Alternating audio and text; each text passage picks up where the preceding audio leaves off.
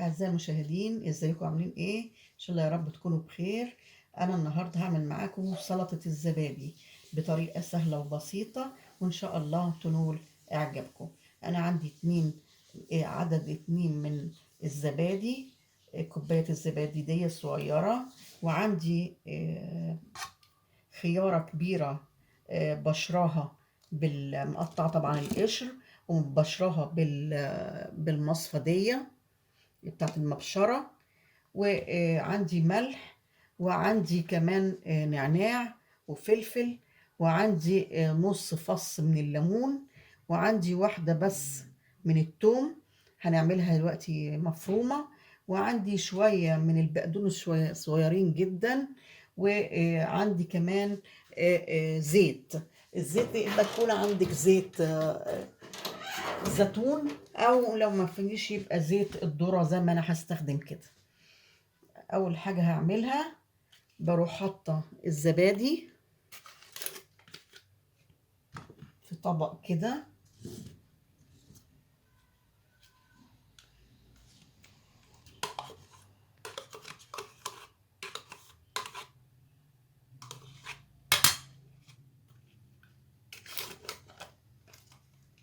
كمية اللي طبعا اللي انت عاوزاها من الزبادي.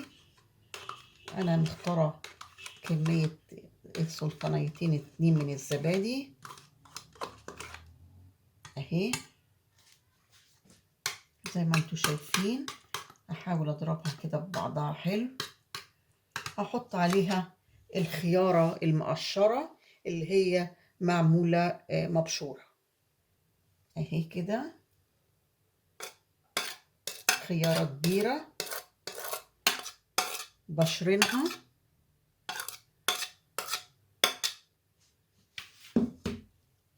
وهنعملهم نخلطهم كده ببعض زي ما انتي شايفة. هحط شوية ملح صغيرين جدا، بتاع ربع معلقة كده صغيرة كده من الملح، وهحط معلقة كده من النعناع الناشف، وهحط حبة كمان معلقة صغيرة من الفلفل،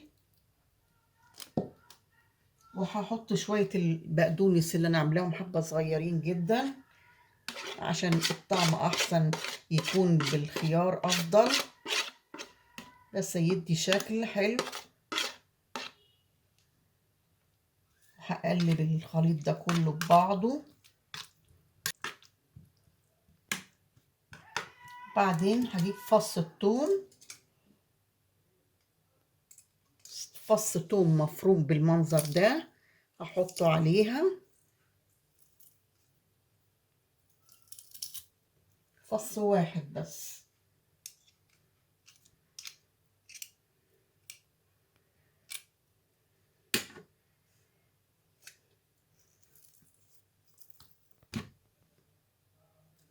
اهو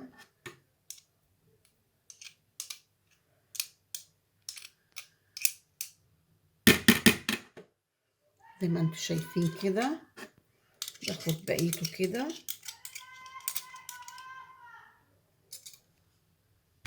وهعمل عصير نص ليمونة،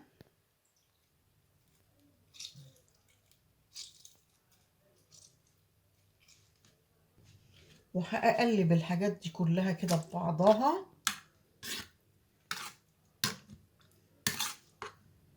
خلاص كده، دي عندي سلطة الزبادي الحلوة. بعدين هحط شوية من الزيت كده عليها زي ما انتوا شايفين.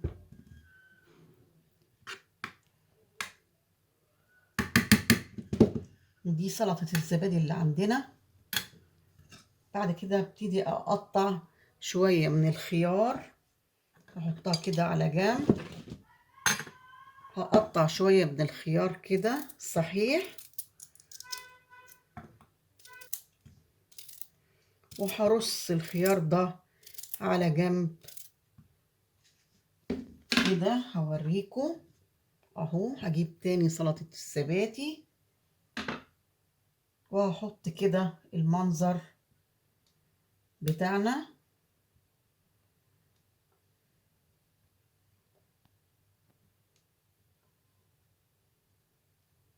جميلة جدا ومفيدة جدا. زي ما انت شايفة الطبق بتاعنا كده، ده سلطة الزبادي اللي احنا عملناها مع بعض. ان شاء الله يا رب تنول اعجابكم وتاكلوها بالهنا والشفا. طبعا من ضمن السلطات الجميلة الحلوة اللي دايما الناس بتحبها. ان شاء الله يا رب تعجبكم، وتقولي لي في الفيديوهات بتاعتي مقترحاتكم إيه طعمها وشكلها وطعمها ازاي. وان شاء الله تعجبكم. ولو عجبكم الفيديو بتاعي ما تنسوش اعجاب للفيديو، وتشتركوا في القناة وتفعلوا الجرس عشان يوصل لكم كل جديد. وبالهنا والشفا.